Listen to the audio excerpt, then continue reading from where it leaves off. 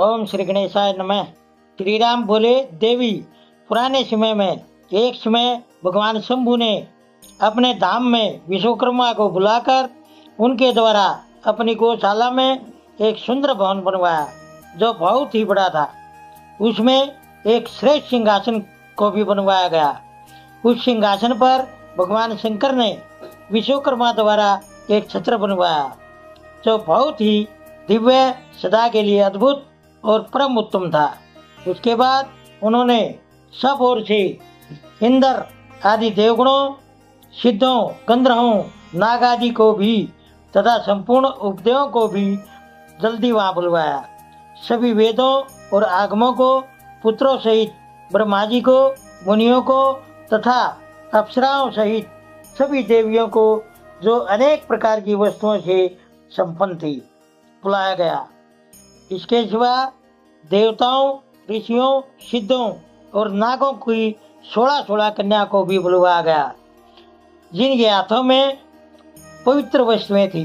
उन्हें वीणा, मृदंग आदि अनेक प्रकार के वाद्यों को बजवाकर सुंदर गीतों द्वारा महान उत्सव मनाया गया। सभी औषधियों के साथ राज्याभिषेक के योग्य द्रव्य इकट्ठे किए गए। प्रत्यक्ष तीर्थों के जल से भरे हुए 5 कलश भी मंगवाए गए।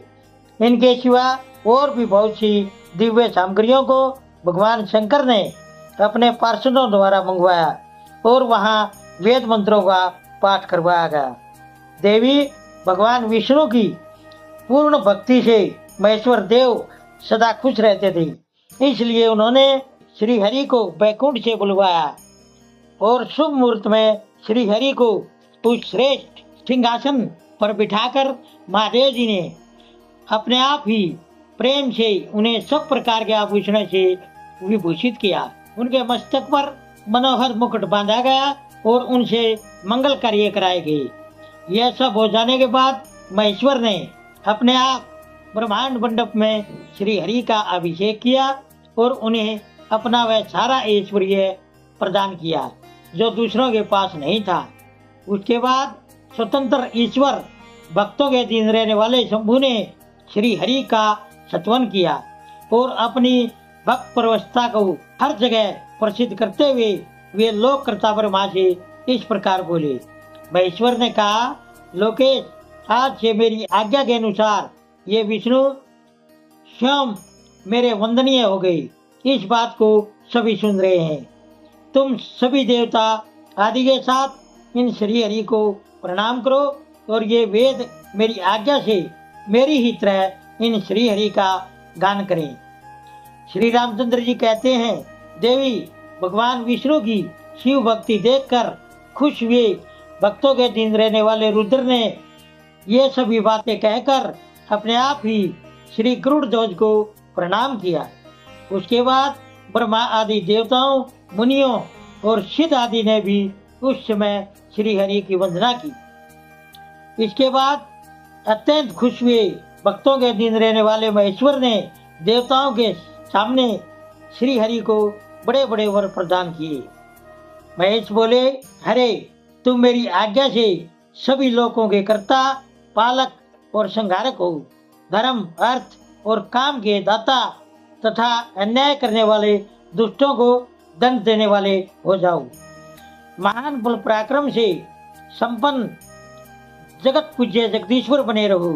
युद्ध के मैदान में तुम कहीं भी जीते नहीं जा सकोगे। मुझसे भी तुम कभी नहीं हारोगे।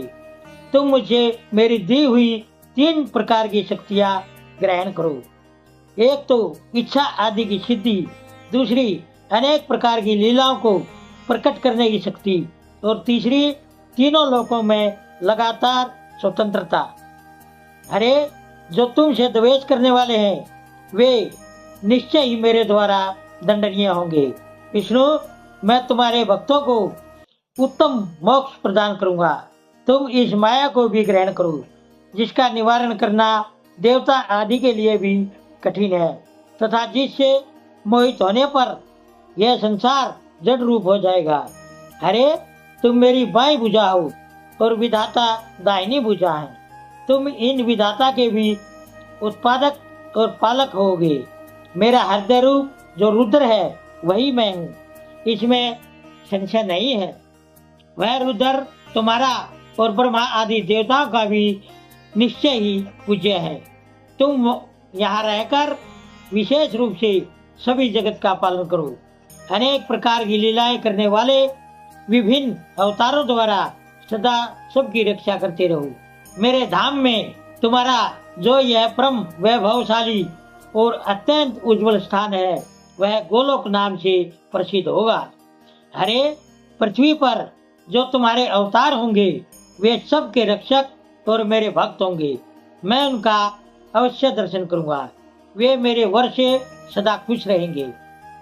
श्री रामचंद्र जी कहते हैं, देवी इस प्रकार श्री हरि को अपना अखंड ऐश्वर्य सौंपकर भगवान शंभु स्वयं कैलाश पर्वत पर रहते हुए अपने पार्षदों के साथ आजाद क्रीड़ा करते हैं। तभी से भगवान लक्ष्मीपति वहां गोप वेश धारण करके आए और गोप गोपी तथा गौ के अधिपति होकर बड़ी खुशी के साथ रहने लगे। वे श्री विष्णु खुश हो सभी जगत की रक्षा करने लगे। वे शिव की आज्ञा से अनेक प्रकार के अवतार ग्रहण करके जगत का पालन करते हैं। इस समय वे ही श्री हरि भगवान शंकर की आज्ञा से 4 भाइयों के रूप में अवतीर्ण हुए हैं। उन 4 भाइयों में सबसे बड़ा मैं राम हूँ, दूसरे भरत हैं, तीसरे लक्ष्मण हैं और चौथे भाई शत्रुघ्न हैं।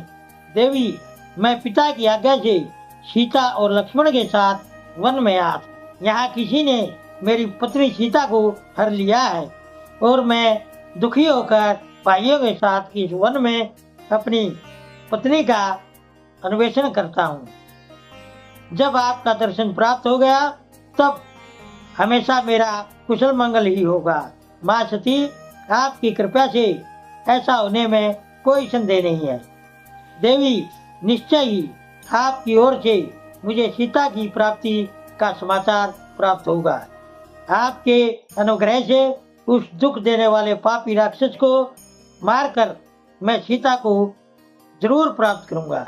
आज मेरा महान सौभाग्य है जो आप दोनों ने मुझ पर कृपा की। जिस पर आप दोनों दयालु हो जाएं वह पुरुष धन्य और श्रेष्ठ है। इस प्रकार बहुत सी बातें कहकर कल्याणमयी सती देवी को प्रणाम करके रघुकुल शिरोमणि श्री राम उनकी आज्ञा से उस वन में घूमने लगे। ओम नमः शिवाय।